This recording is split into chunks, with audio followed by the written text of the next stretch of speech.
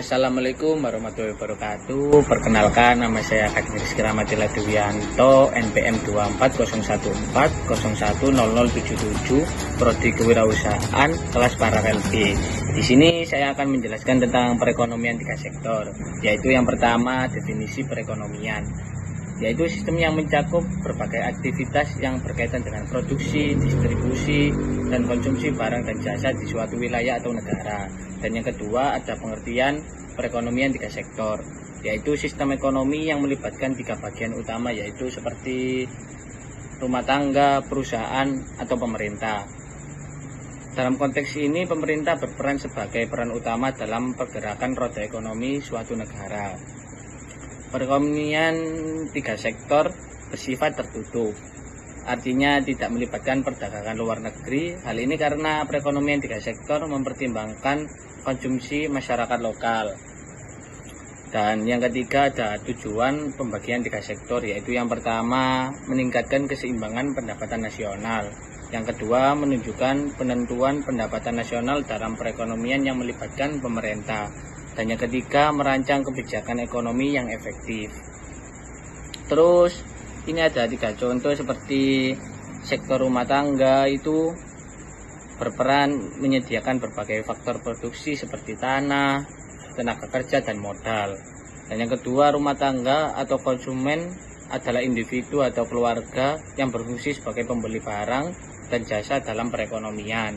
Dan yang ketiga, rumah tangga menerima imbalan berupa upah, sewa bunga, dan laba dari hasil menyediakan faktor produksi.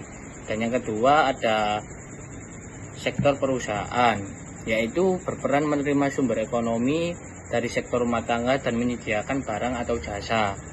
Dan yang kedua, mereka membeli faktor produksi dari rumah tangga dan mengolahnya untuk menghasilkan barang dan jasa yang kemudian dijual ke rumah tangga dan pemerintah. Dan yang ketiga, perusahaan juga mempekerjakan tenaga kerja, menyewa tanah, dan menggunakan modal untuk menghasilkan produk yang pada gilirannya memberi keuntungan bagi pemilik perusahaan. Dan yang ketiga ada sektor pemerintahan.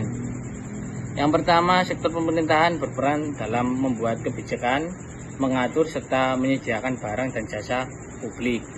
Dan yang kedua, membelanjakan uang negara untuk keuntungan pada sektor rumah tangga dan perusahaan, contohnya seperti fasilitas, infrastruktur, dan jaminan sosial. Dan yang ketiga, pemerintah mendapatkan keuntungan dari pajak yang diberlakukan. Mungkin perbedaan 2 sektor dan 3 sektor itu, yang pertama pelaku ekonominya itu rumah tangga dan perusahaan, dan yang kedua tidak melibatkan pajak, itu yang 2 sektor. Dan yang 3 sektor itu, yang pertama pelaku ekonominya itu bertambah 1, yaitu pemerintah, dan yang pertama tadi itu rumah tangga, perusahaan, dan pemerintah. Dan yang kedua ada melibatkan pajak kalau 3 sektor itu.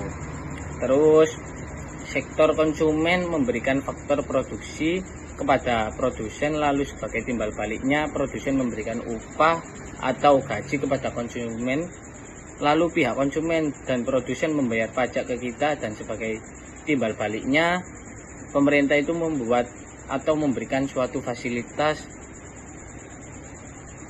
kepada konsumen. Pembuatan atau penyediaan fasilitas itu biasanya kolab bersama produsen. Jadi pemerintah dan produsen bekerja sama membangun fasilitas untuk konsumen untuk mengalokasikan pajak dan cuma untuk fasilitas. Tetapi kalau untuk konsumen seperti KIPK atau bantuan sosial, terus pajak buat produsen, tertulis subsidi dibuat untuk modal produsen menjual barang dan jasa kepada konsumen.